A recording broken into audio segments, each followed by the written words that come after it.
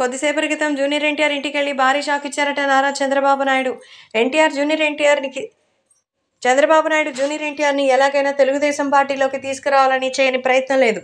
ఎందుకంటే ఈసారి అధికారం కనుక కోల్పోతే, అంటే అధికారంలోకి రాకపోతే జగన్మోహన్ రెడ్డి మళ్ళీ జైలు జీవితానికి తనని పరిమితం చేస్తారని, లోకేష్ని ముప్పు తిప్పులు పెడతారని, బాలకృష్ణ ఉన్నా కూడా ఎవరు పట్టించుకునే విధంగా జగన్మోహన్ రెడ్డి వైసీపీ ప్రభుత్వంలోని ఇటువంటి మిగతా వాళ్ళు ప్లాన్లు చేస్తున్నారని, అందుకే అధికారమే లక్ష్యంగా అయితే ముందుకెళ్తున్నారు చంద్రబాబు.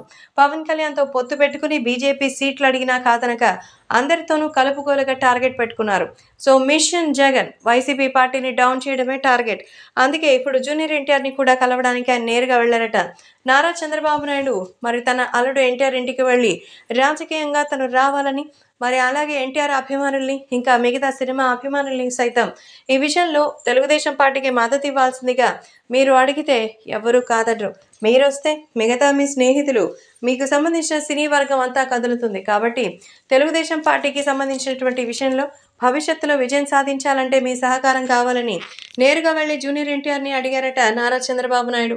మరి ఈ విషయంపై జూనియర్ ఎన్టీఆర్ ఎలాంటి నిర్ణయం తీసుకుంటారు? మొదటిసారి మామ రావడం, ఇలా సందడి చేయడంతో జూనియర్ ఎన్టీఆర్ అయితే ఎంతో ఆనందించారట. కానీ రాజకీయంగా జరగాల్సినటువంటి విషయానికి సంబంధించిన విషయంలో మాత్రం ఆయన ఒక్కసారిగా షాక్లోనే ఉన్నారట. సో రాజకీయాల్లోకి రావాలి అంటే గతంలో జరిగిన చేదు అనుభవాల కారణంగా ఇంకా ఆ పరిస్థితులు మర్చిపోలేకపోతున్నామంటూ ఆయన ఎమోషనల్ అయినట్టుగా తెలుస్తోంది.